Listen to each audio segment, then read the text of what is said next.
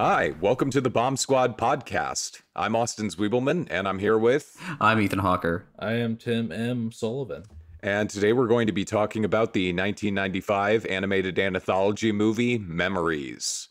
So, how did we stumble upon Memories this time? Because while this came out in 1995, there was a sort of recent happening that brought it back into contemporary releases. There was something that happened. Yeah, so Memories, it was out on DVD for the longest time, released by Sony, and it had a Japanese Blu-ray release relatively recently, but it never really got a remaster or anything over here for the longest time. It was on like one of those 4-packs that you would get of anime films.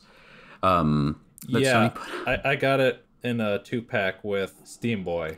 Yeah, it's very much sort of just like they were using it as like a filler release for the longest time. Or not even for the longest time. It took forever for them to even re-release it. It was out of print for a while. But now, Discotek Media has recently relicensed it, and now they're re-releasing it on Blu-ray. And we recently caught the Twitch premiere of the new dub for the film that was produced for their release, because originally it was just Japanese with English subtitles. It's the only way you could watch it. And it's a really exceptional dub with some interesting production stuff going on behind it. But we'll get into more details with that as we go on. I think we should start off with like sort of an overview of the film and of our sort of experience with it beforehand, because for me, I'll go first, I think. For me, I saw the film in Japanese originally from a copy at my local library, pretty standard. And honestly, I don't know why. It just washed right over me because I was young. I'm sure I was tired. So embarrassingly, I don't have any sort of cool story where I was like, oh, yeah, this really changed me, because it is an excellent film. Like it's really fantastic, especially upon this revisit. But that first time, for some reason, it just did not stick. But this time, it was a whole thing. It was extremely good, and I'm glad I got to revisit it. Tim, what's your experience with Memories? Yeah, so I'm a big fan of Toonami, and they had a podcast for a while called Toonami Pre-Flight, which would be like they would talk about some of the shows and movies and stuff that they had played, and then they'd do like questions of the week, like what's your favorite blank movie, blanky to blank blank. And I know at least once they brought up Memories, and I thought that was an interesting looking movie. So it grabbed my interest. And 2019, I was able to find the 2-pack that I was talking about at a con. I think it was MatsuriCon in Ohio. And I watched that last year. And I mean, yeah, I thought it was pretty cool. I would say the first 2 segments stuck out for me the most on the first viewing, and then the third one, it didn't really like you said, it kind of washed over me the first time I watched it, but then watching it again, I definitely got an appreciation for, I think, all 3 segments, and an added appreciation for that third segment. And then I just watched the sub version again the other night for preparation and kind of refamiliarize myself with the previous version. And yeah, I think it's one of those ones where both versions of it are good in their own way. Like I could easily watch either one and be very entertained by it. Yeah. Austin, so what is your familiarity with what is your experience with Memories for this? It was discussed in the group we're in that there was going to be a stream of Memories, the Discotek stream, where they premiered the new dub and a version of the movie with some of the effects updated. I had never heard of this. I had seen something by Otomo before, but I actually didn't know until after the movie that he had directed Akira. And it was actually a pretty magical experience getting to watch a movie premiere streamed on Twitch. I had an amazing time. The quality was fantastic. It felt like I was stumbling into something important just because I read some reviews before the stream actually started. It appeared like Magnetic Rose was going to be a big deal, and I can thankfully say that it did have an effect on me. and I was pleasantly surprised by the other two. Stink Bomb, because I really enjoyed it, because I suppose it's something to do with my personality type. I think we'll get into it, but it's then Cannon Fodder. If as a plot where nothing happens, I did at least find it very visually interesting, and framed in a historical context, this thing looks really good. It definitely looks like a feature release with a lot of time and effort put into it. It's also exciting to be in the proximity of something Satoshi Kon worked on, since there's not much of that. Absolute legend. I had a really good time watching this, and I'm excited to be here talking about it. I overall enjoyed the movie, although, yeah, I have differing feelings about the 3 different shorts. So I'm happy to be here, and I was really happy to be part of that stream, because it seems like the people at Discotek, they run a tight ship and they had a lot of fun, and there was about 30 minutes of interviews after the stream that were pretty enlightening to the process. A lot of fun with some of the people who worked on it. Overall, this was a positive experience for me, and I'm glad that I caught this. Yeah, no, I think it's a pretty exceptional film. I just kind of want to get that sort of where we're coming at from this, and we can. I think I do want to set the groundwork a little bit for what Memories is to sort of moving forward. It's an adaptation of, it's a loose adaptation of an Otomo manga of the same name, which I've seen bits and pieces from it. I've seen like some stuff from the colorized version and that sort of thing, but I haven't sat down with it. And it's 3 stories, ostensibly from that collection. At least one of them is actually directly from the collection, Magnetic Rose, I know for sure. And but each one is done by different directors. With Memories, what's interesting is 2 of the segments were done by Studio 4C, and those were Magnetic Rose and Cannon Fodder were both done by them. And then Stink Bomb was done by Madhouse. And you see that sort of what's interesting is there's sort of a parallel of that in the dub, in that 2 separate studios were contracted to do it. For Magnetic Rose, the studio was NYAV Post, and that's another one I've only seen written out. So pardon me. This is going to sound like the old Galaxy Express dub, the Galaxy Express 999, sort of 39 kind of shit.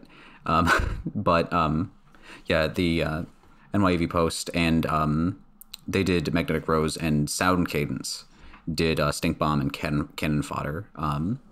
And I think everybody involved put in really incredible performances. I think we'll get into the specifics, but I think this is going to be one of those dubs that goes down as like, I think this is going to make Memories way more accessible, and is going to result in it becoming one of those recognized as a classic in the States. I think it's going to be really important, really significant. I'm really happy that Discotek put all the work into this one. And so, but the overall film is an Otomo film, and it's one of those sort of classic anthology anime, along with the 2 other that come to mind also involve Otomo, are Neo Tokyo and Robot Carnival, and those are both different. They aren't overall Otomo works, but his stamp is in each of them. He directed shorts. This is the one that's sort of his overall. You know, it's very much branded as Otomo, and you see it like aesthetically. It's in a lot of of the film. For sure. Yeah, particularly in the character designs, and it makes sense too, considering. Yeah, and that was something that I really noticed with Magnetic Rose in particular, was that it very much looked like his style, which I think made it harder to dub, because his animation previously has always had the very intricate lip flap animations, which, like, for Akira, I love Akira. I like the Geneon dub from the early 2000s. I think it's a well-made dub, but it doesn't quite match the lip flaps. And I think with this dub, it wasn't something that was particularly noticeable. Yeah, no, I don't think it was at all, and you don't get any of that the old streamline Akira, where where it's a bunch of great actors, but the performance is really tanked by bad animation. We're going to the Olympics. Jesus. Yve. But it's where all the actors are great, but the performances are sort of tanked by bad voice direction to match those more precise lip flaps. I think they really towed the line very well in this. And then again, we'll get into the sort of specifics as we dive into each individual short. But just again, setting sort of context. So, Memories is a good movie. That's the overview done. That we're going to talk about here. I'm trying to think of any big production notes to get into before we dig in, but I think that's basically it. Is just sort of it's an Otomo adaptation, more or less, very loosely, anthology film sort of stuff. And I think with that, let's just dive into Magnetic Rose. And I think Austin definitely wants to talk about it, so let's let Austin take the lead. My first experience with Magnetic Rose, I was trying to keep shorthand notes because I wanted to stay immersed in the film, and I knew that I had some access to versions of it afterward in case I wanted to go back and pick up on details. And I got 2 words down on my notepad, and it was paralytic sadness, because I must have been something I was feeling that night, or hopefully it was the actual power of the short. The reviews assembled for this film in the years that passed since it was released. The general consensus is that Magnetic Rose is sort of the standout short, although there are detractors from that opinion. Some people think that Cannon Fodder's better, but I found Magnetic Rose to be very appealing. I was a little bit taken aback at the beginning because I wasn't exactly sure what I was in for, but by the time that they go to investigate the main plot and they end up in sort of the Star Trek-esque situation where the whole short unfolds, I was completely taken in. I found the developments in the plot to be very heartbreaking. I was crying by the end of it. It was very emotional. I thought the use of music was just fantastic, and I like to do a little bit of research potentially, because I found out that Stink Bomb was based on an event that I'm sure we'll talk about once we get to Stink Bomb. With this one, I was wondering if there was some sort of parallel. There was something that similarly it might have been based on, and the closest thing that I could get to that kind of like tickles your mind in the same way was that it features opera pieces from Madame Butterfly and Tosca by Giacomo Puccini. I think Giacomo Puccini is the way you say that. Yeah, Puccini. And there was an opera singer who achieved a lot of fame for doing Madame Butterfly. Her name was Tamaki Miura, and she even performed in St. Louis in 1915, which I have to rep because there's not much to rep this city for. She played Madame Butterfly, and there is a memorial to Miura that is in the Glover Garden in the port city of Nagasaki, where the opera itself was set. And there's a plaque there that's sort of similar to a plaque in the film, in the sort of sci-fi horror landscape they end up in. The real-life plaque, the final sentence of it reads, "It is hoped that her service will win for herself an everlasting name." And that's as close as I could find to a real-life parallel because, you know, Stink Bomb directly borrows from a real-life incident. I found that fun. The scripts by Satoshi Kon, there's one more Easter egg I have to talk about. They mentioned this in the post-stream for Discotek. Carlo Rambaldi, the love interest of the villain in this movie, is actually the name of a special effects artist who worked on and won an Academy Awards for Alien and E.T. the Extraterrestrial. As a mood piece, it's very solid. You could say that it leans on anime tropes a little bit. The characters are a little bit flat. There's one that's just broadcasting as a womanizer. That is Miguel, one of the people aboard the ship that goes to answer distress signal in this sort of far-off junk heap floating around in space. It is Miguel and Heinz, or I'd say the two main characters you're following through this.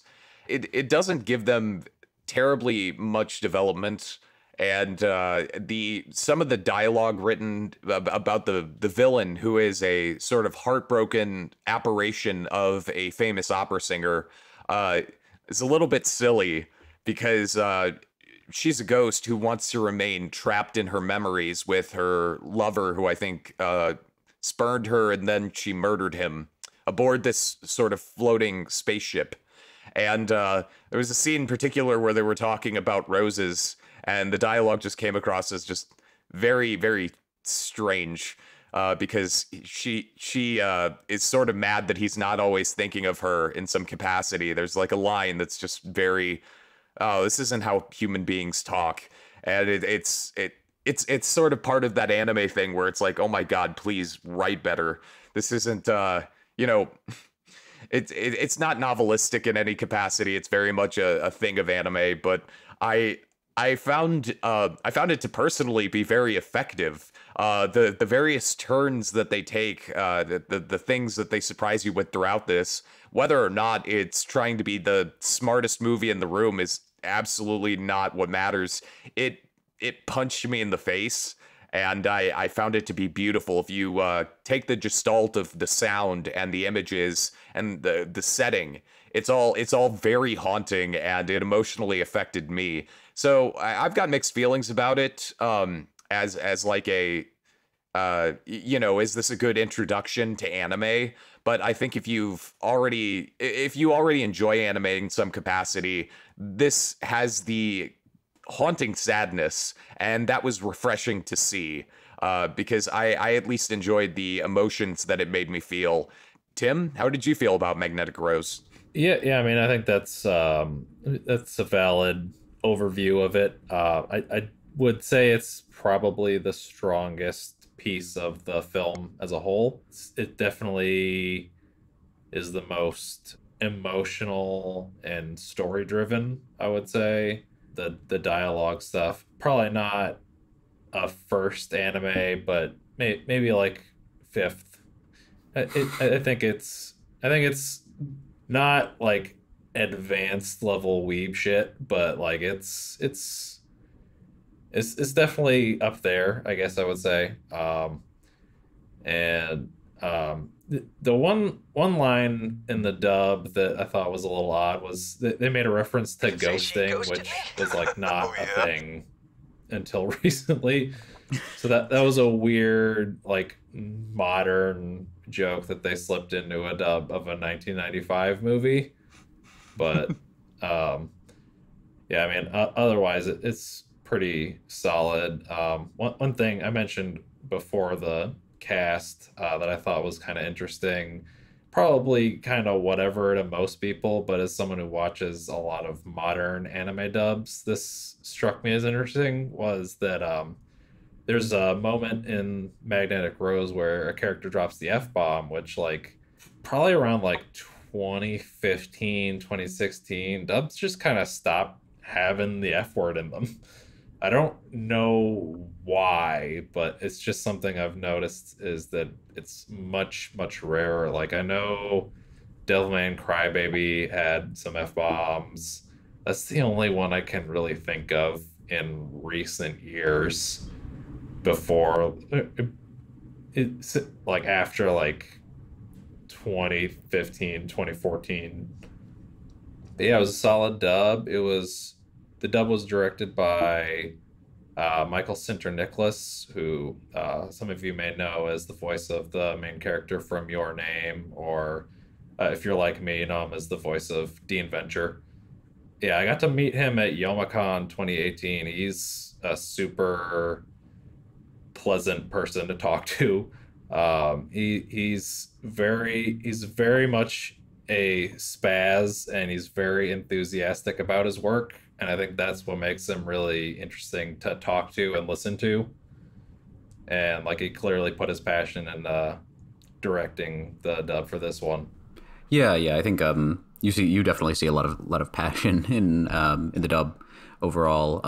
Yeah, I generally agree with the sentiments. I think I do kind of appreciate the disparity in the dialogue. I'm not I don't really, I didn't mind ghosting. I did notice it. Like, it does stand out, certainly. But I didn't mind it too much because, you know, it's the future, whatever, you know. Right. But I get it where the disparity between the traditional animation and everything like that could throw you. Certainly. I didn't even consider it like in that particular context. But yeah, that is sort of a weird quirk. I kind of, but in terms of the dialogue being kind of, particularly the dialogue between sort of Eva and Carlos, is I kind of appreciated it on some level. The sort of awkwardness, the stiltedness of it. It's not really stilted, but the fact that it is sort of direct and weird, because that sort of reflects how the aristocracy and wealthy people talk. Like it does. There is a contrast drawn between how they talk and how the crew of the poorly timed the Corona, as we say, we record this during the coronavirus pandemic of 2020 to 2021 to 2022 ?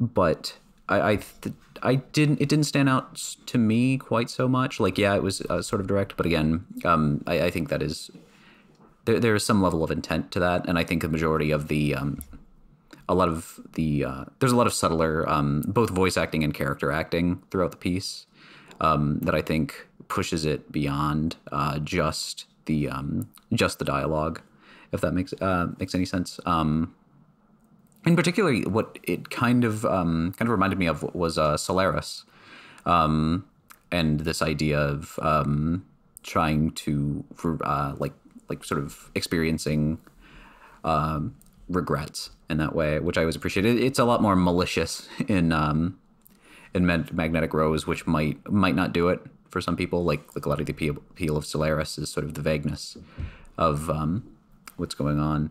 But I think particularly in its last moments, it's very evocative.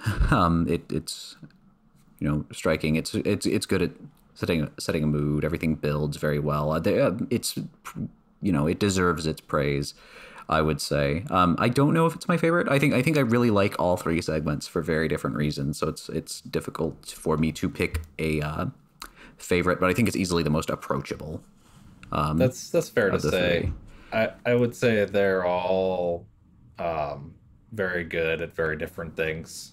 Yeah, exactly. I think like it's a good starting point in that respect, and I think it scratches on a lot of levels. It just scratches certain itches, like the science fiction element of it, like the idea of sort of how physics are rendered, how they jump around, like the three-dimensional movement, particularly of those sort of like those little buggy bumpers or whatever, those over the head units that they're using as they move in three-dimensional space is super impressive even now.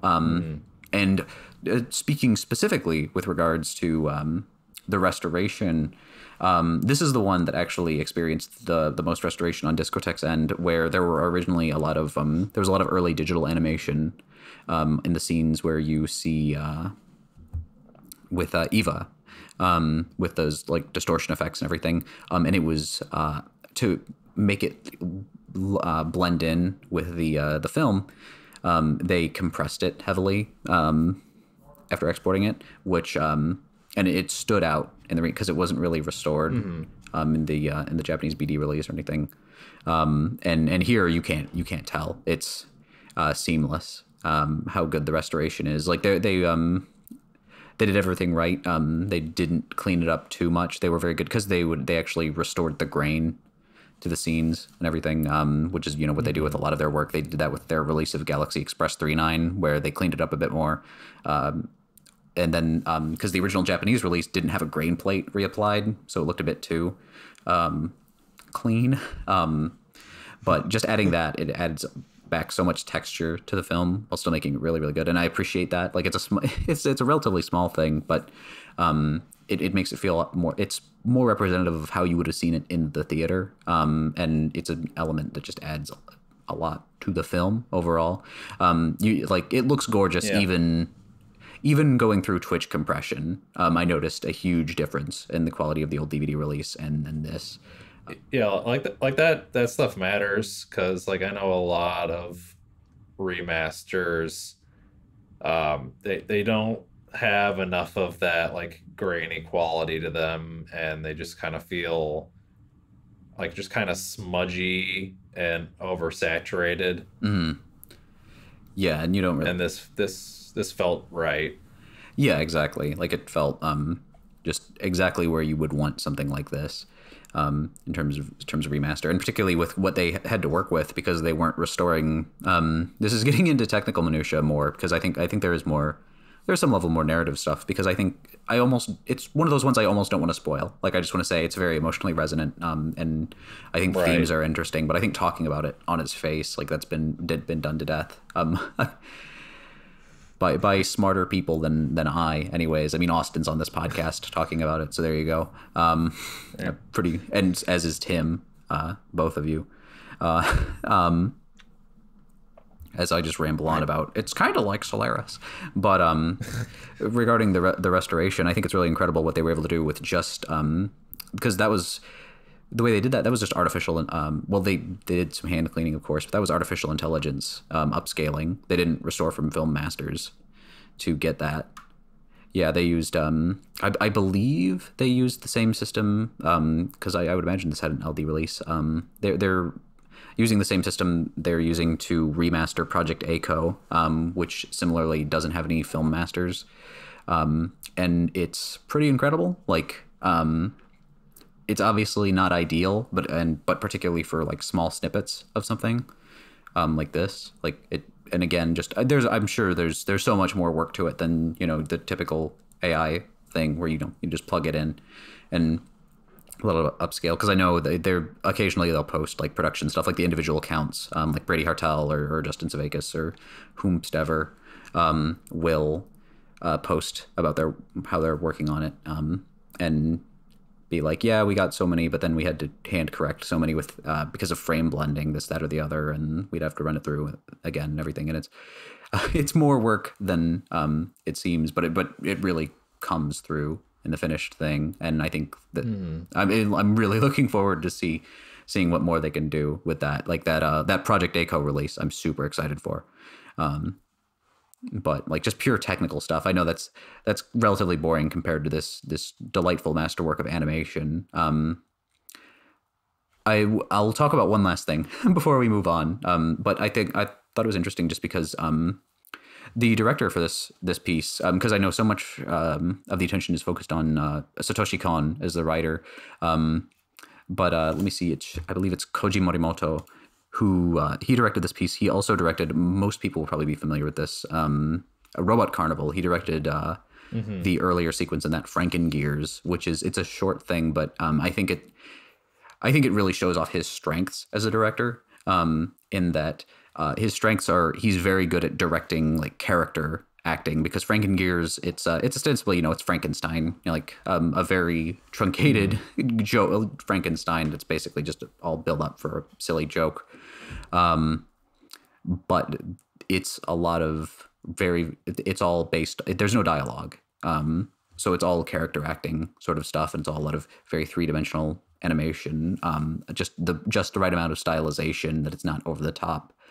And I think he was, in a way, sort of the perfect fit for it. Like, even in Frankengears, you can tell with what is ostensibly a very silly short film, that he's able to get a lot of the subtleties in there, in a way that also really helps drama. And I think that's what makes this film so good. When you're seeing characters react to things, like when we see Hines stumbling through the water as these masses of junk wreckage from the ship just sort of get in his way, and seeing him go through that,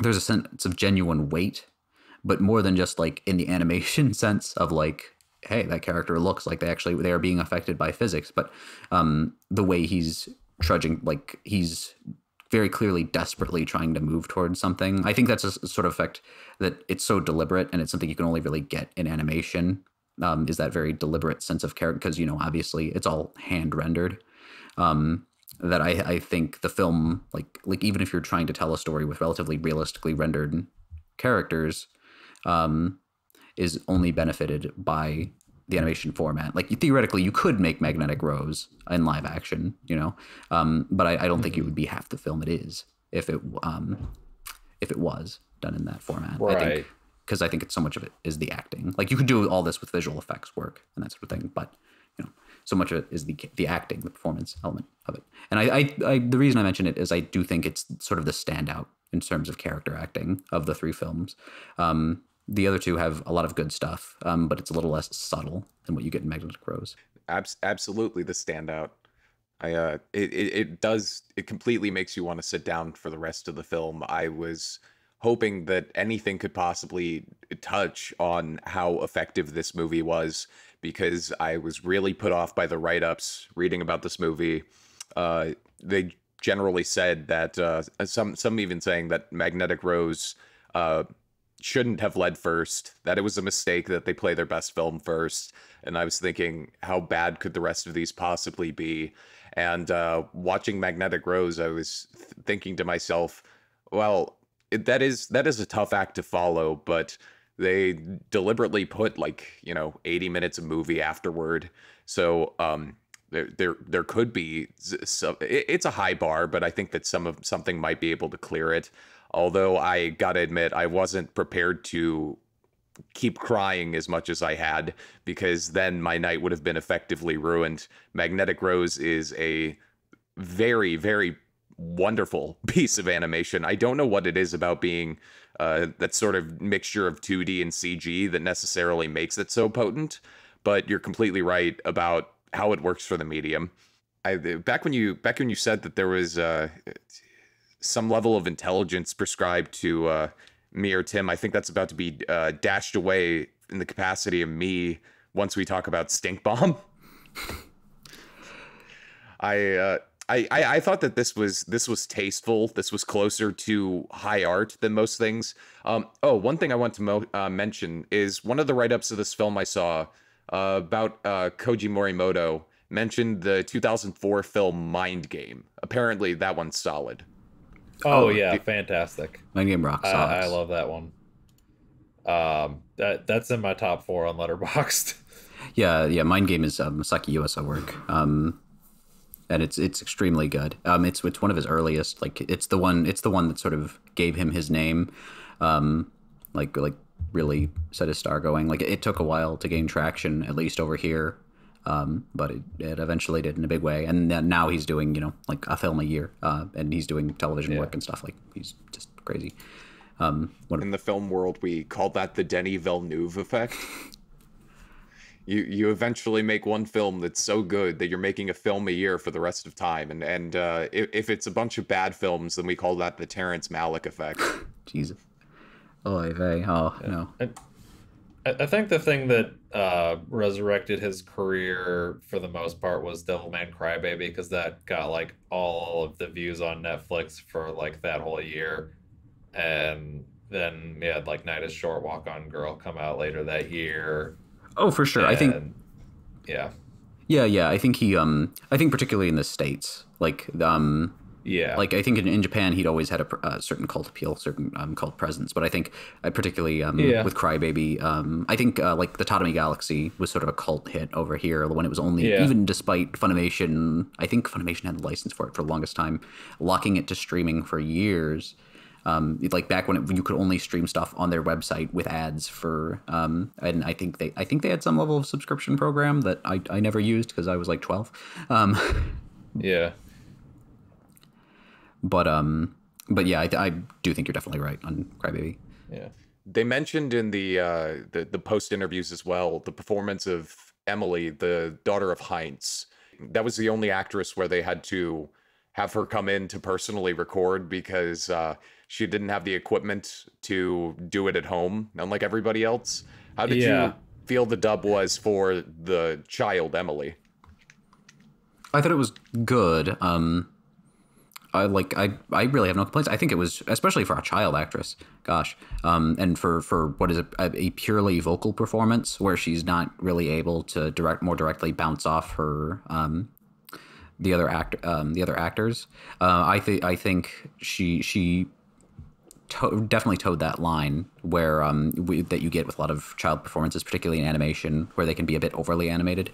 Like she's like, especially because for almost the entirety of when she's on screen, she's more actively excited and happy, and usually that with performances by children that can translate into kind of grating.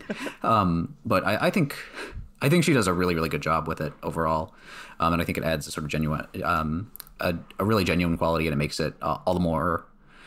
It enhances the emotional effect more than having just an adult actress play her. And I think they did a great job with both directing her. I'm sure, because a lot of getting a good performance out of a child actor is direction, but I think she did a spectacular job herself. Yeah, absolutely. And like it's super rare for child actors to be in anime dubs. It's almost always a female actress playing children, occasionally an adult male actor playing a child. But this movie did it, I think twice, maybe more, because then also the kid in Cannon Fodder was played by a child actor, they said. And I think both of them did a really good job. Yeah, both the child actors in this, I think, did really great work. It fits in with the earlier claim that this is going to go down as a very good dub. I'm happy, considering the live nature of it, that this ended up being a masterful, good dub, because I've never seen a movie streamed live on Twitch before, especially a premiere of something. Mm-hmm. And anime dubs, they can get to be Ghost Story. They can get to be very, very different. And so it was nice not watching it become as much of a train wreck as an anime dub could be. In fact, something very, very exquisitely done. That was amazing. Whew. Yeah, I think nowadays you have. I think the vast majority of anime dubs nowadays, you don't get a whole lot of the funny stinkers like you used to.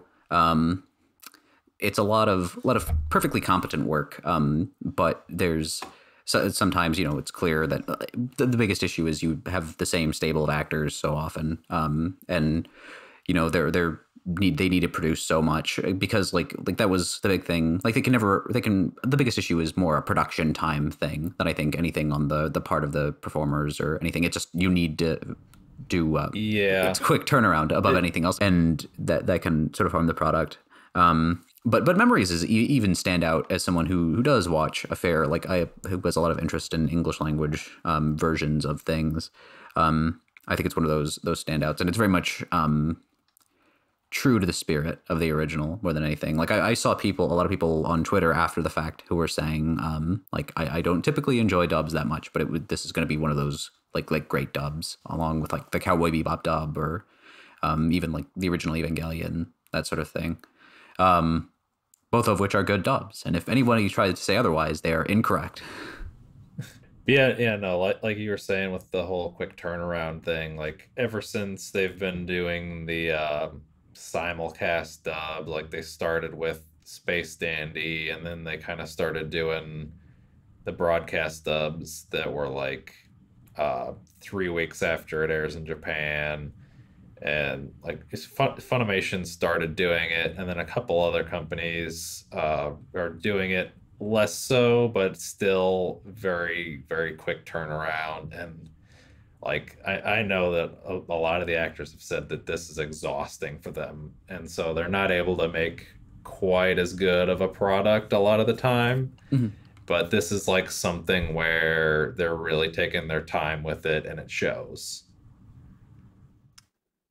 Although we've been without Satoshi Kon for about 11 years now, one of the works that he was attached to succeeded in moving me again.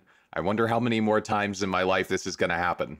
That guy's just going to keep coming up, and every time that I find one of his things that he left behind, it's just going to drag me into depression, isn't it? What a wonderful man. He still has one unfinished movie. Really? Yeah, he was working on one movie and then died, I think, of pancreatic cancer in the middle of production, and it's just been on hold ever since. I think it's called Dream Machine. Yeah, Dream Machine. So maybe someday that'll get finished. I sure hope so. Yeah, it's one of those ones where it might be like an AI kind of thing almost, where I get why they're worried about moving forward with it. Yeah. But yes, Satoshi Kon definitely a high watermark, I think, for both Morimoto and Kon. Indicative of things to come for Kon particularly, because it is reminiscent of his future works, and that's what's interesting is it's like because he isn't the sole author of it, it shows a lot of his influences as well. Because obviously he collaborated with Otomo quite a bit. And was very clearly inspired by Otomo, because Otomo, like most anime guys, he's known more, in many respects, he's known more as a mangaka, a manga author, than as a animation guy, and that's sort of how Kon got into the business. Like so many others, it was he wanted to be a manga artist, so he started in animation, and then he just fell in love with it, and you see that in his storytelling. It's very reflective of Otomo's filmic work, yes, but also his manga work, and also the pick and mix of other inspirations, and that's I think that's part of why Magnetic Rose feels like a Kon work more too, is because it feels like an Otomo work with the character designs that don't quite look like Otomo's usual style. Which is sort of what a lot of Satoshi Kon's films look like. So it kind of parses out, and is probably why that effect happens. Yeah. But yeah, plus just the character drama and everything. The emotional core of the story is really solid. As with all of Kon, but yeah, basically all of Kon's work. Yeah. Final thoughts on Magnetic Rose, or do you guys want to move on to discuss Stink Bomb? Because I feel like Austin really wants to talk about Stink Bomb. Yeah, I mean, I think we've pretty much covered it. Yeah. Hell yeah. Yeah. All right. So Stink Bomb is a film. It's pretty good. It's usually considered the worst one. By most. Strange. Yeah, which is sort of, I guess, damning with faint praise. I think people sort of exaggerate it, because it is such a tonal flip from Magnetic Rose. I think it turns people off.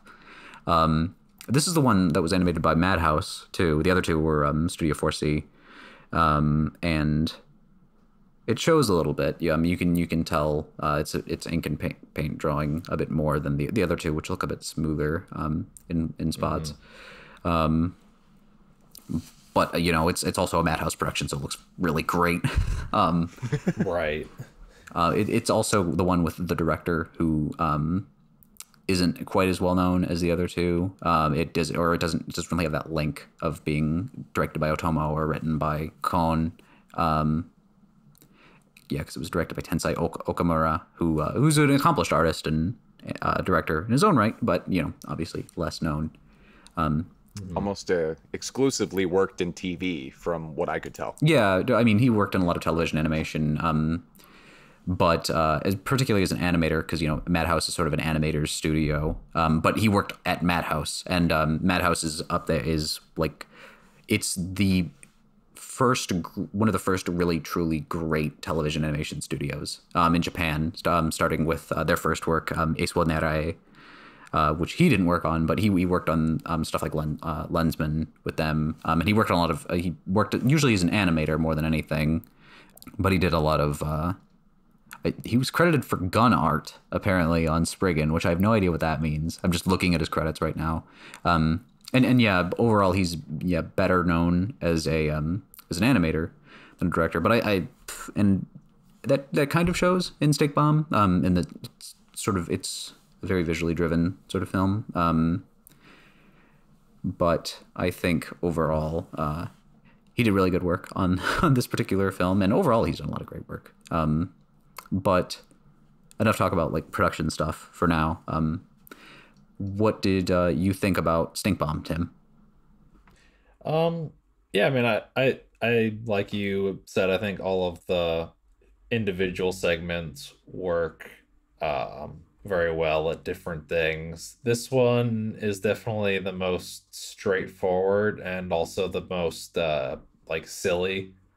But yeah, I mean it's still a very well made uh short with a lot of work put into all the animation and all the characters, because there's just like so many people. Like that was another thing they talked about in the post stream interview segment. I can't remember who the ADR director was on this one, but like she was talking about how there were just so many different actors she had to cast because it's just such a massive thing with all these different people in it.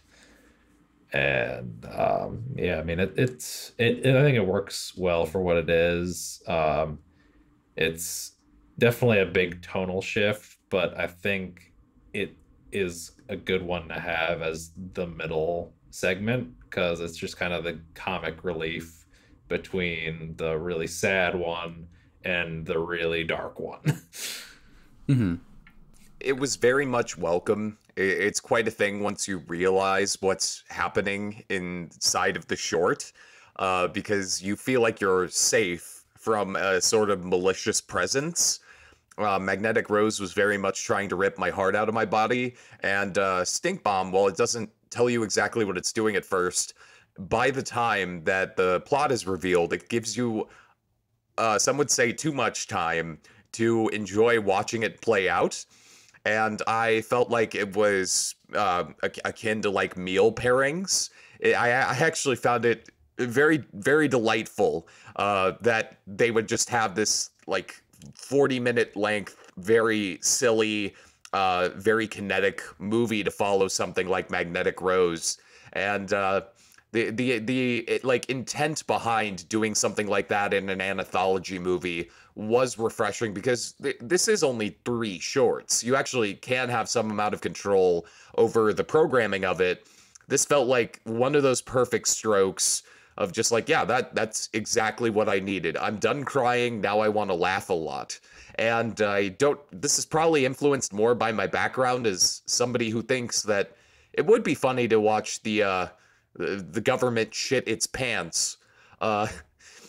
It was just like wish fulfillment. It was lovely. Would you mind if I talked for just a second about what this is based off of? Yeah. I think there's a lot to be discussed there. Oh, go ahead.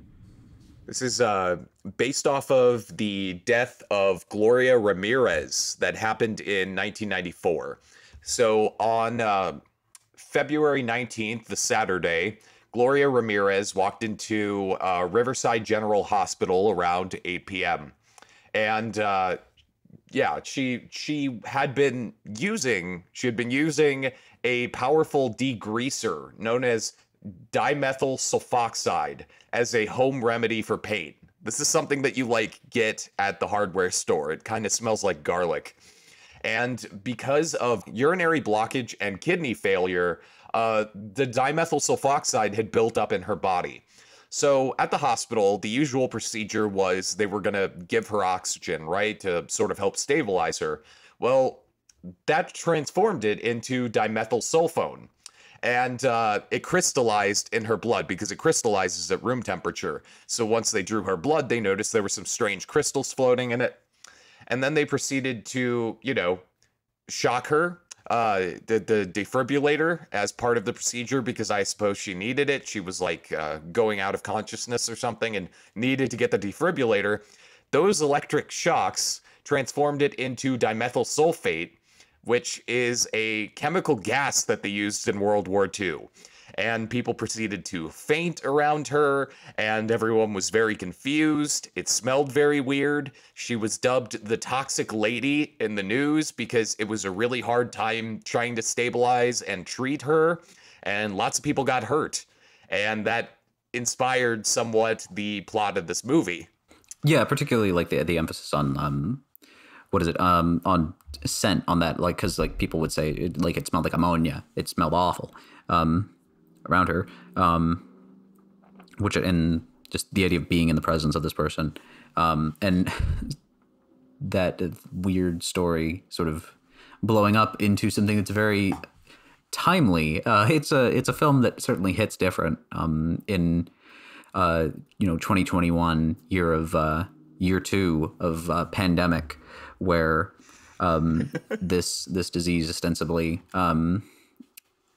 just sort of traveled the globe, and every government power completely failed or just actively made the situation worse. It's like, haha, when watching this in 1995, it's like, oh, it's related to that thing, that incident of the toxic lady, which is a good setup, and then the rest of it is painfully contemporary to our times. Yeah, I think particularly the governmental incompetence, and their very blasé attitude towards human life. It's like barely a joke now. It's like, oh wait, no, they just did that. Yeah, they just did the exact same thing again. Great. I was able to compartmentalize it easier because in Stink Bomb there is the actual risk of higher up government officials dying from the event, which allowed me to put it in a different space in my mind, because if there's one thing that's been made clear throughout this pandemic, it is that rich people and higher government officials seem to have the medicine for it, while normal people do not. So it was separate in my mind in that capacity. Yeah, that's that is the one separating feature. But I mean, like, even celebrities and stuff could theoretically contract it if they were exposed and everything. But yeah, definitely, it's not a touch it and you die thing for the government officials who are the real villains of the piece, I suppose. The United States government and the Japanese government. But overall, it's a lot of fun. An interesting choice is I don't think they ever use the term "killed" for what happens to the people who are affected, but they're clearly dead. Like they very much do a die. The only thing they say is they I think the lead, the main character, whose name is Nobuo or Tanaka. I guess Tanaka is probably surname. God, Japanese. How does that work? So Tanaka, he says they're unconscious, but I'm assuming that's just wishful thinking on his part. You're just taking a nap. It's fine. Yeah, it smells. You need to take a nap after you smell a stink. And then you see like car wrecks and everything, but they never use that specific. And I think that's good. Like that was a good decision. It like even if they are clearly dead, it adds enough distance to what's going on for it to stay funny. Particularly after a film where. Just immediately following a film where death and its consequences were very weighty. This very casual attitude towards it is it's an interesting decision, but I think it almost makes it more impactful. Just directly drawing contrast between the two. And sort of on the subject of the lead. So in Stink Bomb, here's a synopsis for you. Halfway through talking about it, but. Stink Bomb is ostensibly the story of a man who takes an experimental government drug because he's very, very sick, and he would like to not be very, very sick. And it makes him emit this odor whenever he begins to sweat. It causes a chemical reaction that kills people around him who inhale the result of it, but it does not affect him, and he's sort of unaware of it. Basically, it's the plot of that episode of SpongeBob where he eats that horrible cocktail, and it makes his breath stink real bad, but to the nth degree, and it's enjoyable. There's a lot of enjoyable elements. I think it's largely about the government's failure to contain him. As they just throw everything in the kitchen sink and cause more destruction even than he would have necessarily in trying to stop him, because they don't just say, hey, stop. They don't attempt to actively communicate or anything. They just like, no, stop. Which, a very good and accurate commentary, actually. Again, barely hyperbolic now. But I think sort of in discussing it, the lead character is this extremely pathetic man, and the sort of emphasizing this podcast discussion of the English performance. He's played by Stephen Fu, who does a really, really good job on that, I think. Like he sounds suitably pathetic throughout, and kind of just like this very sad, kind of mopey person, kind of put upon guy, which I think really it pushes the joke very, very well. The end result, there's a lot of great animation too, talking about that. But before I get into that, did you guys want to talk about performances in this one too? Because I thought they were overall really strong. Yeah, I mean, I don't have anything specific on that front, but yeah, I mean, I thought it was all pretty solid. Good performances, matched the characters really well.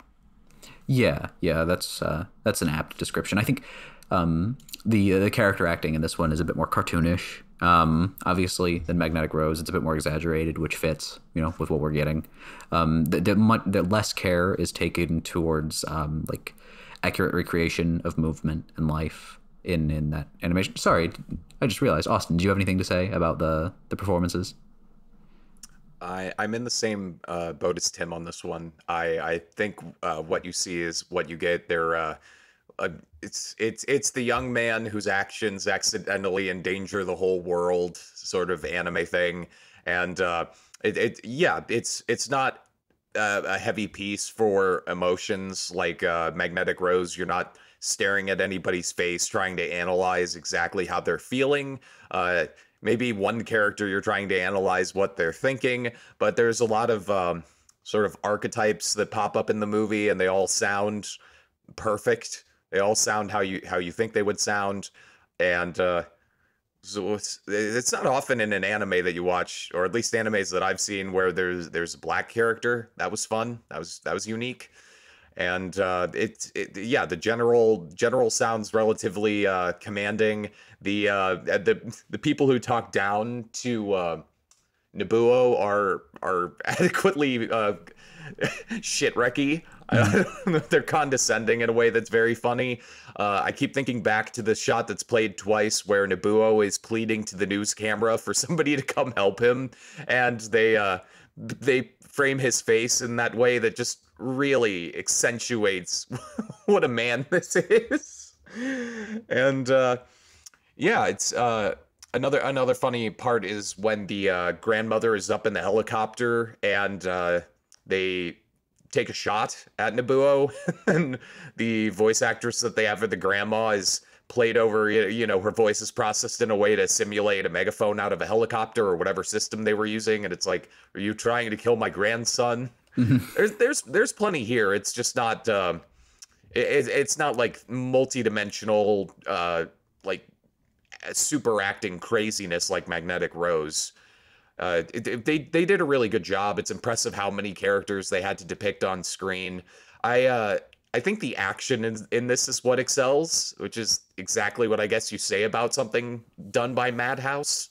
Yeah, the action animation, particularly the sequences of the military throwing just everything at him. Their effects animation department is always incredible. The stuff of him on the Nobuo on his bicycle, or his what is it? Oh man, now I can't even remember. It's a bicycle, right? Not a moped, or is it like I think it's a moped, or like a motorcycle or something. Yeah, it's like a motor scooter. I'm worried I'm getting it mixed up with a segment of Robot Carnival. He rides both. He rides both?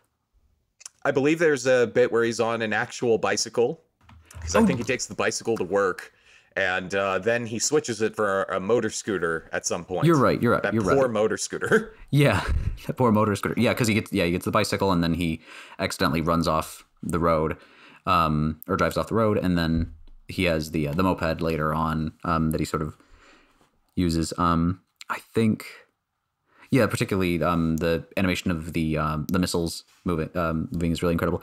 I think what's really funny to me is I'm pretty sure the suits that they wear, those sort of space suits, those fancy spacesuits they wear, I think that's what's on the cover for the film.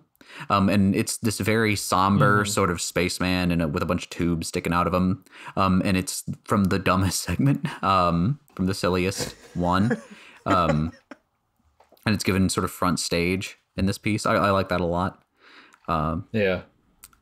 But no, I just think it's a really incredible, a really gorgeous film. You know, all three of these segments are gorgeous in their own very distinct way. But this is the most anime one, I guess, is how I would describe it. But even then, it has an undercurrent of, like, all of these are, like, you know, anime, quote unquote, whatever anime means. There's one for you to chew on, audience, and not me just trying to be nebulous and not explaining myself. But this is where we're gonna link the Kenny Lauderdale video about what might be anime. Oh yeah, exactly. Kenny Lauderdale, please sponsor us. I watched none of your videos, but I've heard good things. But no, I think Stink Pop is overall really strong. It's got new relevance. It's based on a really interesting story. So if you're interested in urban legends, check that out. Or not even urban legends, but just weirdo medical cases, cold case stuff. There's a good thing for you to look into.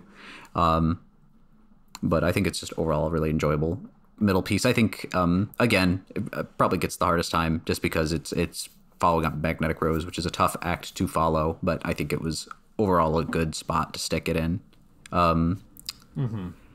And the dub was done. This was one of the ones that was done by Sound Cadence, just as a minor note. And the other two segments of the film, aside from Magnetic Rose, so Stink Bomb and Cannon Fodder, which I always want to call Memories. I don't know why. But those two, obviously, they have just they didn't have any real digital animation sequences to repair. So I'm not going to mention that. But the remaster still looks very good on this one. Agreed. And I think that's it. Is there anything else you guys wanted to mention before we move on? I would say that the shot of 𝘵𝘵𝘺 coming out and there are like a million helicopters was the biggest fuck yeah moment in this segment. That really blew my mind. I know it's really nothing to remark on, but Madhouse is always a treat. I love Red Line. Yeah, those helicopters, that was the Madhouse shine. I guess I get why critics say this is the worst one. It's interesting because it just wasn't trying to do anything terribly complicated. The other two, you could make arguments that they are trying to elevate the art form in a certain way, whereas this one is just trying to tell a pretty straightforward story and make you laugh. So I guess I'm excited to talk about Cannon Fodder because it's going to be so different in tone. Oh, so different in tone. Oh, yeah. Yeah, Cannon Fodder. So Cannon Fodder, the last segment of the film, was actually the first one I watched because when I was a dumb child, I was like, oh, I'm not going to watch these in order. And that was the one that interested me the most visually. It's the one directed by Katsuhiro Otomo himself. And it's this it's a war parable. It's sort of a day in the life of this country, pseudo-futuristic, very clearly based on in general fascist states, but the way it renders SS, the way it renders S's, clearly shows its origins. I'm fairly certain. Maybe I'm reading too much into that, but What? Yeah, no, that was definitely there. Yeah. But it's just sort of a day in the life of this fascist state where they have massive cannons that they're always fighting some nebulous enemy every day. They're going to win the fight. You always hear about all the substantial losses the enemy have taken as they fire these cannons, and we never get to look at the enemy, of course. That's something I think is interesting about it. It's definitely on this it's this vision of you're just fed this idea that we have to beat the enemy and we have no idea who it is. Yeah. To quote the old I think it's Orwell, the war is not meant to be won, it's meant to be continuous. It's a hamster wheel society where it just generates cannonballs. Yeah, exactly. Like you get a sense that you don't know if there's another enemy. Maybe they are scoring hits. Maybe there's absolutely nothing. But in fascist states like that, there needs to be something. There needs to be some opposition. And it's stated in a way that like the SS stuff is pretty pointed. But I think what's so interesting about it is not the blatant fascism of it, but the humanity shown in the individual characters, and how they exist and how they reflect the society they're a part of. Because it's not like a lot of stuff with fascist states. It's not the Disney short Education for Death or whatever, where they're being molded into machine men with machine minds, blah blah.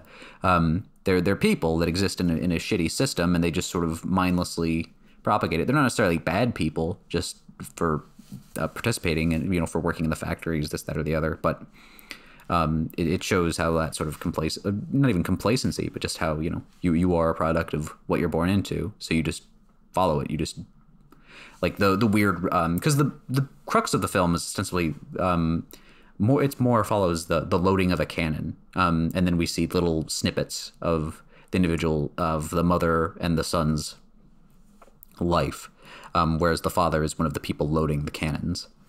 Just everything about it is really effective, in terms of I think it works very good as a closing segment, just because it's very beautiful, but it's also very low key. It sort of ramps down throughout, because you sort of have the big moment of the cannon being fired, but that's about it in terms of climactic events, and I think it does a good job of that. I almost wish there was a little bit less. I do think the loading of the cannon almost drags a tiny bit, but I definitely get why they did that the way they did. You want to see every part of the product process, Yeah. the needless ritual applied to it, and the tedium. I just think maybe a minute could have been trimmed from it without losing that point. But I think overall, it's interesting seeing, because all the character designs are like Otomo. They're very clearly Otomo designs, but they're like Otomo, the psychic, the Esper children from Akira, more than his normal human designs. Right. Yeah. This segment was definitely something that my first time watching it, just kind of washed over me. It didn't have a super impactful effect on me the first time I watched it, because the first two, there's a very clear story, and there's a beginning, middle, and end. And this was, like you were saying, a life in the day, or a day in the life. And so it's just kind of showing the stuff that's happening in this world. But upon revisiting, I think I definitely developed a much better appreciation for this one. It's very, very, very good look at fascist state, and it's painted in a really interesting way. The art style is very unique as far as the three segments, and just the structure of the piece, because at first it kind of plays as a propaganda thing, which I think is the point. And like you were saying about the runtime of them just loading the cannon is a whole thing. Probably a solid 5 minutes of them loading that cannon and showing all the intricacies of that. And I think part of that was a play on the propaganda aspect of it. And then immediately after they fire that cannon, you start seeing the really dark end of it, where you're seeing the workers pleading for safer work conditions, and the dad is just beat and exhausted and just wants a safer work environment. And then he goes home to his son, who is just eating the shit up, And son's just like, in I think in the Japanese version and the English version, he says two different things, but he gets the same answer. It's equally applicable. I think in the Japanese version, he asks, "Who are we fighting?" And in the dub, he asks, "Why are we fighting?" And the dad just says, "You'll understand when you're older," which I think is really poignant because the reality is, nobody understands. It's just the game that the people in power are playing. One thing I thought was interesting that it wasn't a full totalitarian state in the aspect that there were protests happening. There were people lobbying for less carcinogens, to be exposed to less carcinogens from the cannons firing and such. And but the one thing they mentally couldn't break down was, why are we fighting? You know, that's rendered to sort of like a question children ask, and to not be answered. I thought that was very interesting because it's sort of, they have been so beaten down mentally. Yeah, they don't even question it anymore. They can question the minutia of it, but the idea of any of it as a whole being challenged is completely worked out of their souls. Right. Back on the text for just a second, I thought it was something to resemble Russian text. It looked like somebody had worked out a version of Cyrillic where the letters were actually the English alphabet.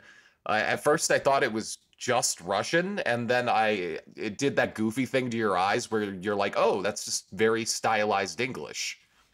Yeah, yeah, it kind of reminded me of like sometimes you'll see like a t-shirt where someone will take katakana characters and turn it into an English word, which I kind of hate that, but I think it's used well here. You get those extremely human moments though as a day in the life piece because for the son it immediately gives you he's late for breakfast, and then for the dad it's that his job is hard and he's tired, and for the mom it's that there's like workplace gossip.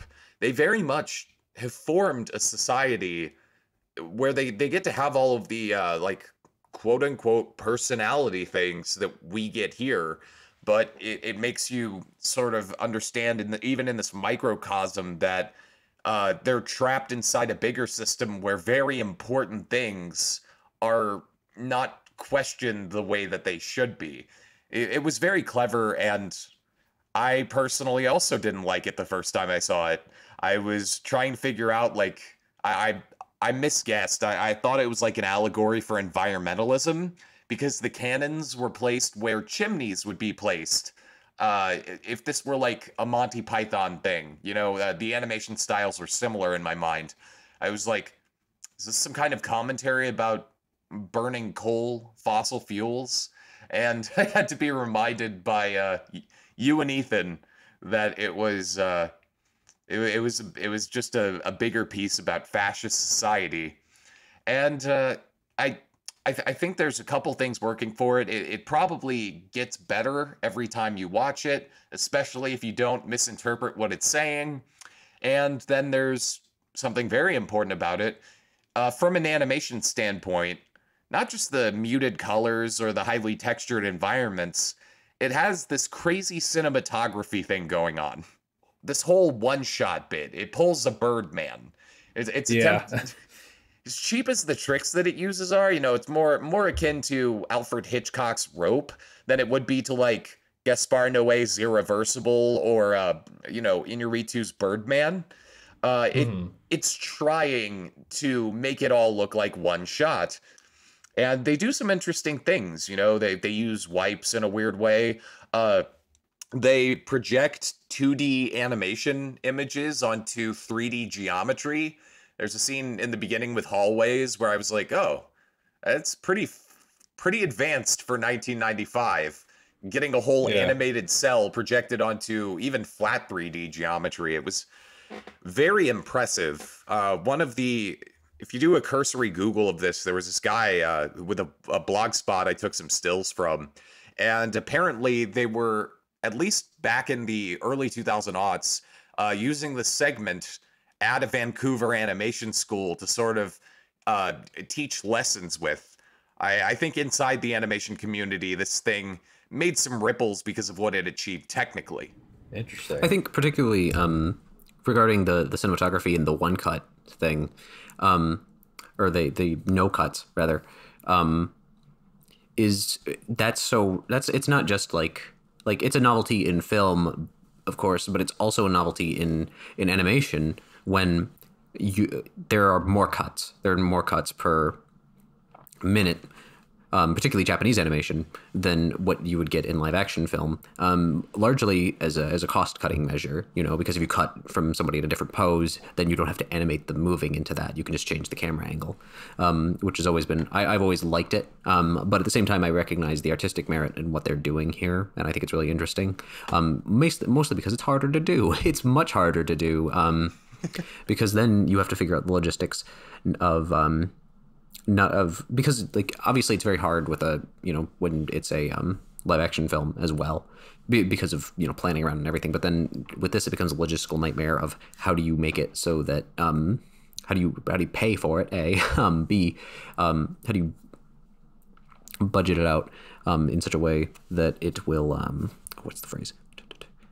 It'll look good. It'll look good because you on some level you kind of open yourself up to more limited cinematography, which is part of the appeal of Japanese animation, is the more complex shot composition than what you would get in American animation. But they pull it off so well, particularly with like a lot of difficult camera movements, because God knows animating anything perspective is such a pain in the ass, which is part of what makes it so neat. And it's weird because usually anything where you're animating around a character or that sort of thing, or even animating with a three-dimensional quality, that is usually reserved for like magnetic rows, like what you saw in that, where it's the more impact, like when they're moving the spaceship, or any sort of camera movement in that is reserved for more tense scene or more climactic scene. Whereas with the entirety of this short film of Cannon Fodder, it's so low key. It really is so reserved, but it adds to that almost naturalistic quality in a way that I don't think the traditional Japanese animation style of quick cuts would, which is neat. It's neat and good and cool overall. I like cartoons, and I like this cartoon. It at least grows on you, and it's immediately apparent that it's a technical marvel. And I think the ending of the short is overall a really good way to end the film, because the child, it wakes up in the beginning and then goes to bed in the end. And then something interesting happens. A siren goes off, and it's ambiguous whether something bad, like really bad, is happening. And he sleeps through it all the same. And it's sort of a haunting image to leave it on, which is good because, this film, Memories, that word ties in directly to magnetic rose, and but it doesn't quite as well tie into the next two. And sort of the leaving it on a note of like sort of horror matches up with the whole like through line, which is that human beings, get confused by and overwhelmed by technology. I think that it was a good choice to end this movie on sort of a haunting note, because that sort of it brings you back to the more serious implications of magnetic rose, sort of what can happen. I think tonally it was a good choice. Oh yeah, it reminded me of the ending of the Zulawowski horror movie Possession, which is I think the last horror movie that everybody hasn't seen and that everybody will see someday. It's like the last classic cult horror movie that everybody has to watch eventually. It also pulls the same thing where there's a child stuck in frame in the last shot of it, and then there's bright flashing lights, and it sort of leaves you on that note of, is the child going to be okay? Left ambiguous. It's I think a smarter person than me would be able to articulate exactly why that works. I haven't gotten the words to form like a beautiful poetic sentence or anything, but for me it definitely does match up. For the anthology is a clever way to end it. Yeah, no, I think that's interesting. For myself, I read it more as I read it as cannons being fired. Again, like in the night, like, you know, the idea that it's like the idea that a child could sleep through it like that. Because he was, you know, just so used to it. But I think that's also an interesting read that it is sort of ambiguous. They don't use like explicit cannon sound effects, you know, like which I think works certainly. Like there is a sense of ambiguity to it, where like I say that, but I wasn't positive. Like I think that's what that is. But I think yeah, the sort of through line of the film, you know, that sort of technological basis. Yeah, the Memories is really a good title for Magnetic Rose, and not the other two quite so much. But yeah, I think it was an interesting choice for the name. Interesting, kind of in quotes. yeah. Watching it, I was kind of curious, or I was just kind of wondering what the overall common theme was between the three pieces, and I'm not sure there really is one, at least not one that I picked up on. It's just kind of a connection of stories, but I think it works because I think it has a good overall flow to it. A piece to make you sad, a piece to make you laugh, and a piece to make you think. There you go. Yeah, I think I think even if there is no, I think the actual reason it's called Memories is just to tie it in with an ongoing Otomo manga that would have had some level of name recognition to the public at large. So it's not just an Otomo thing; it's an Otomo thing based on a comic book like Akira, which you all saw in theaters, you know, back in 1988. Like, but I think the structure of it still works very well despite that. Yeah, because there's no real connective tissue. Like there's no like Robot Carnival has it, and Neo Tokyo both have bookend segments, where it goes back to the opening short at the end of it. This one doesn't have that. Like you could very easily watch these out of context too, just on their own as like standalone OVAs. But I think they do benefit from being viewed in the original context. There's a certain flow, and they work well as a sort of triple feature of short works. And I think it's overall strong. I think the performances in sort of getting into the performances of this particular one of Cannon Fodder is, I think the performances, particularly like we said earlier, of the child actor in here was really, really good. Yeah, I think the performances in this one are similar to Stink Bomb. Very, very good. Like in that they're very fitting. They're all very competent. But they aren't quite as standout as Magnetic Roses. But I think it's just there are fewer opportunities for like big acting moments than in Magnetic Rose, which, you know, has all those opportunities for it. But everybody does their roles extremely well. The mom, actually, I liked a lot, too, her performance. It had to be sort of difficult considering this bizarre, like, humanoid animation style where people don't look quite right, figuring out exactly how they're supposed to sound. That must have been kind of a task. Yeah, because the urge would be to make them sound like, I don't know, that they were like haven't eaten in 48 days, or maybe give them some kind of vocal thing that makes them sound like they're actively in pain, and instead they, you know, chose to make them sound like normal people. I could imagine, you know, in lesser hands, somebody could have made this very silly, but they chose fantastic voice actors for all three of the characters. It was very believable when they opened their mouth that there was just the right amount of real life and just the right amount of the society in there. It must have been interesting in auditions to figure out, like, all right, how would this person sound in real life? If this was just continually how they were going to live from birth to death, what would this person sound like? Yeah.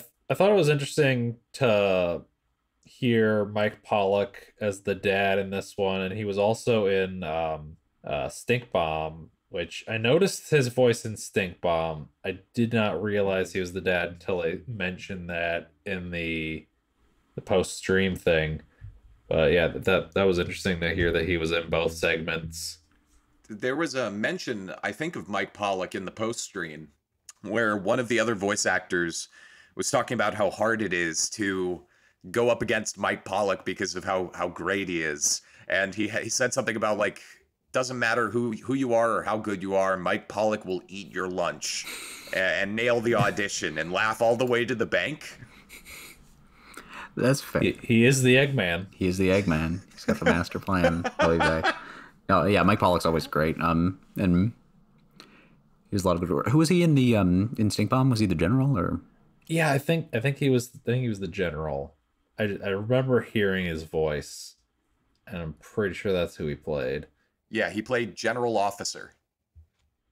Yeah, and like he used very different voices for both of those characters, and definitely gave them the life that they needed. Yeah, I think for like what few lines the father has, it's pretty perfect. He sounds very world weary. He does good grunts. For all, you know, and the two some odd, I think, lines he even has are good. Even the noise, like I think what was super effective too. One of the more effective bits was seeing his home life and then seeing him at work, where when he's sort of unmasked and you know he's terrified, we see him in a very emotional state versus that sort of demure like ho hum coming back to home for an evening. That contrast was really good, particularly, you know, when your ass is on the line, when you might lose your job because you mess up in a big way. I think that's something that's like, I mean, yes, obviously it's a facet of like a fascistic society where, you know, so much of your worth is tied to your job. But I think they do a really good, like it makes it really pointed, even in any, you know, society, we're saying society so much, somebody's going to make the joke. Somebody's going to make the we live in a society joke. That's not funny. And I know it's going to be Tanner. It's going to be Tanner because that's what Tanner does. This is where we put the Joker image for Tanner. Exactly. I'm the Tanner, baby. I think good performances overall. Discotek's remaster, as always, gorgeous, gorgeous, gorgeous. Do you guys have any final thoughts on Memories? Because I think we basically said everything we can say about it because we've talked a lot about this movie because there's a lot to talk about. Yeah. I mean, I think overall, good movie, good remaster, good dub. It's handled with care. I'm excited to see how it gets a second life after the release. And I'm excited to get that sweet, sweet Blu-ray. Yeah, same. I'm excited to see all the, to see it, you know, quote unquote properly. When it's in, you know, the highest possible quality instead of, you know, again, being streamed on Twitch. But also, Right. Also all the extra features because they're really packing it in with like interviews and liner notes and whatnot as is usual for Discotek. I think it might have a commentary track or two, knowing them. So that's very, very exciting. Moving forward with that. Austin, do you have any thoughts? It is positively incredible to think how they did this. They recorded a lot of the voices remotely, and that they didn't have a negative to work off of, that they most likely used the, you're not going to believe me when I say this, but the upscaling AI, the most popular data set used for animation, the name that I've heard for it since I've been using it is actually called Waifu 2X. It was I'm not kidding. I've been using this thing since about 2015, and it was just trained on like millions of images of cartoons so that it would know how they look like when you convert them into higher resolutions. I could not tell watching it that they used specifically an AI to do that. I'm going to be paying attention to Discotek from now on because this was just such an impressive introduction, and I appreciate Memories a lot. I think it was Animage, the publication, that ranked it as the 68th greatest anime production of all time. And as much as I've said dumb little things about how one of the lines in Magnetic Rose was dumb or how some things might have been tropey, this was a really solid watch. It felt like a great use of my time, and it was colorful in so many different ways. It made me feel so many different things. shock, sadness, happiness, and ultimately that pensive note that it leaves on. I would recommend this to just about anybody who's seen at least sat through at least a few feature-length animes. And so I'm happy to have seen this when it's streamed. I'm really happy for when the Blu-ray drops, because I hope that this gets brought up more. I've never heard people talk about Magnetic Rose just in passing, and I hope that they do in the future, because it really did live up to its it really did live up to its reputation. And God, yeah, I'm happy that this thing got sort of revived from the ether by these people in particular. It's really impressive work, and I could not be happier that you recommended this, Ethan. Yeah. No, and just as sort of a coda regarding how they did this, it's a proprietary system that they made called AstroRes. So it's all, in-house built specifically for, remastering this sort of. It's based on, because part of it is also based on direct feed from laser discs and stuff, because you can actually get a really good signal if you don't use the old stuff that would give it, the old equipment that would, AV composite cables that would give you a simple interlaced output. It's based on the same technology they used to scan the Domesday laser discs in Britain. Like these are old record, like federal government things. And you end up getting a really, really clean version of the film. And they developed a lot of their own stuff in-house using existing technologies. They're obviously not just relying on outside stuff. And it's, shows their work is very, very good. And even the stuff, because so much of it they did have to, restore by hand, as they do with so many of their other films. I'm sure that, there's a lot of impressive artists. The ones that always stand out are Justin Sevegas and Brady Hartel, but I know there are other people who obviously worked on this particular production, and who deserve to be properly credited on the release. Just because Discotek Media, so many of the people they're just fans. They're big dorks, same as you or I, and that very much shows in the product. It's always very, very full of love. They do about everything they can get away with, which is, great. It very much, feels like a labor of love, from top to bottom. The restoration, the dub, everything. And I think as a result, I think it will pay off in dividends. I think this is going to be a classic sort of release. And I'm looking forward to it. I think that pretty much covers it. This is a solid restoration and translation, and I'm excited to see the Blu-ray, see it get talked about a bit more and be more accessible to people. Hopefully they do the same for Neo Tokyo soon, because that's one that I've been wanting to watch for a while. All right. This has been the Bomb Squad podcast, talking about the 1995 film Memories. Thank you for listening, and have a good rest of your day.